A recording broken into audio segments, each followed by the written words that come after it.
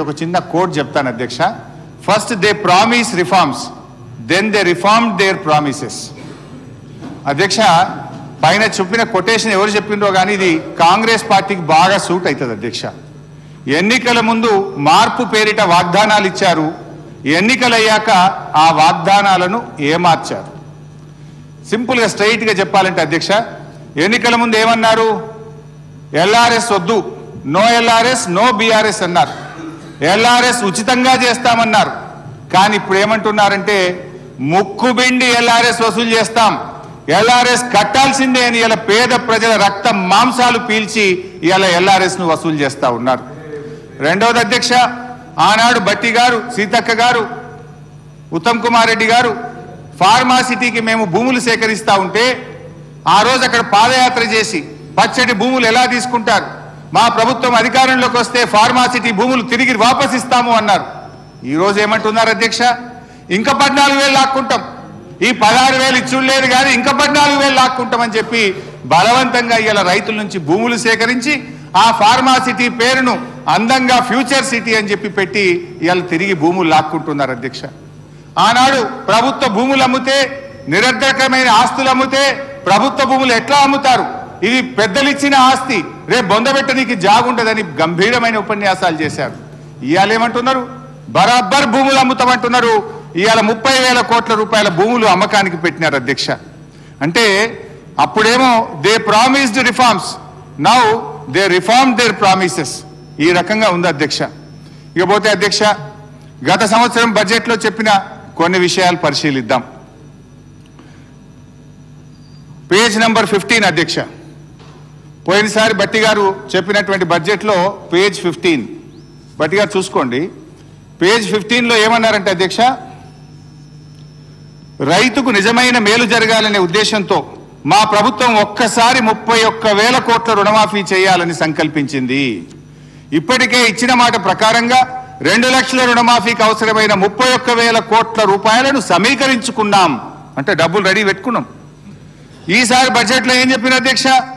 20,000 కోట్లు మాత్రమే చేశారు అని చెప్తున్నారు అధ్యక్ష.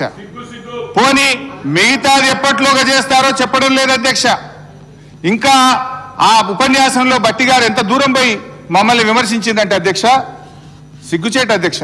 చేతగానమ్మకు మాటలు ఎక్కువ అన్నట్లు రుణమాఫీలో పూర్తిగా విఫలమైన గత ప్రభుత్వ నాయకులు మా చిత్తశుద్ధిని శంకిస్తూ ప్రజలను తప్పుదోవ పట్టించేందుకు శతవిధాలా ప్రయత్నం చేస్తున్నాం. ఇవాళ ఎవరు చేతగానోళ్ళు అధ్యక్ష? ఇవాళ చేతగానోళ్ళు ఎవరు, మాట తప్పినోళ్ళు ఎవరు, చిత్తశుద్ధి లేని వాళ్ళు ఎవరో ఈ శాసనసభ సాక్షిగా ఈ రాష్ట్ర ప్రజలందరికీ అర్థమైంది కదా అధ్యక్ష. ఏమైంది? 31,000 కోట్లు నిధులు సమీకరించుకున్నామని మీ ప్రసంగంలో చాలా గట్టిగా చెప్పారు కదా, ఏమైంది బట్టి గారు అని చెప్పి నేను అడుగుతా ఉన్నా. అదేవిధంగా పేజ్ నంబర్ 17 అధ్యక్ష, రైతు భరోసా పేరిట ఎకరానికి 15,000 చెల్లించాలి మా ప్రభుత్వ సంకల్పం అన్నారు. ఏమైంది మీ సంకల్పం? ఎక్కడ పోయింది మీ రైతు భరోసా? పథకం పేరు మార్చారు తప్ప 15,000 ఇవ్వలేదు. పోయిన బడ్జెట్ స్పీచ్ లో 15,000 ఇస్తామని చెప్పి స్పష్టంగా మీ ఉపన్యాసంలో చెప్పారు. వానకాలం ఎగబెట్టిండ్రు, యాసంగికి 12,000 అన్నారు. ఆ 12,000 కూడా సగం మందికి కూడా ఇవ్వని పరిస్థితి ఉన్నది అధ్యక్ష. అధ్యక్ష, పేజ్ నంబర్ 27 అధ్యక్ష.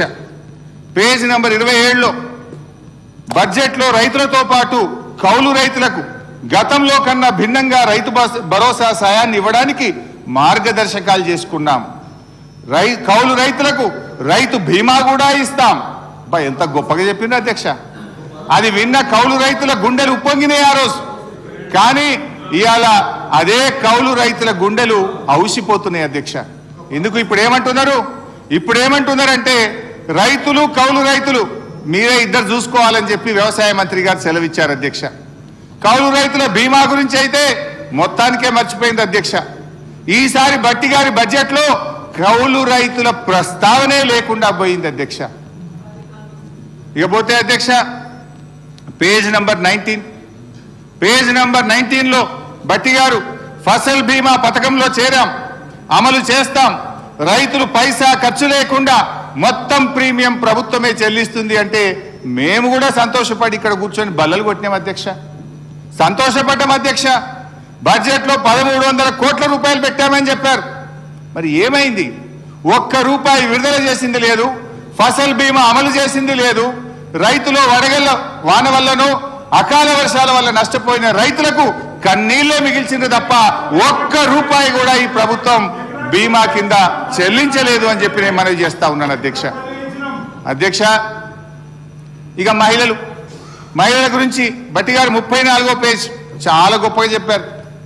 పేజ్ 34లో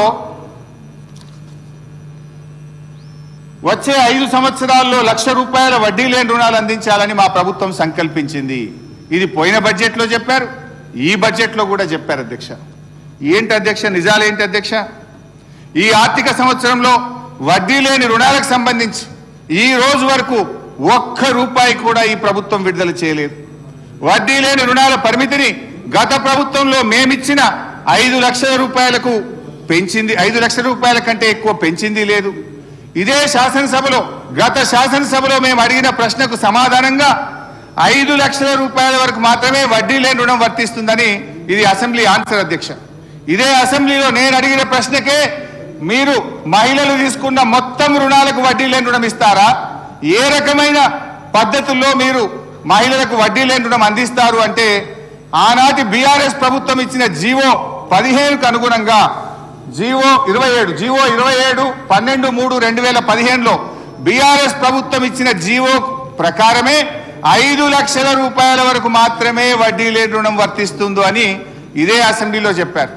మరి ఇదే అసెంబ్లీలో భట్టి గారు లేచి మహిళలు తీసుకున్న మొత్తం రుణాలకు వడ్డీ లేని రుణం వర్తిస్తుంది అంటున్నారు. అంటే మహిళా మంత్రి సీతక్క గారు చెప్పింది నిజమా, ఆర్థిక మంత్రి భట్టి గారు చెప్పింది నిజమా? ఎంతకాలం మహిళలు ఈ రకంగా మోసం చేస్తారు? నేను భట్టి గారిని సూటిగా అడుగుతా ఉన్నాను అధ్యక్ష.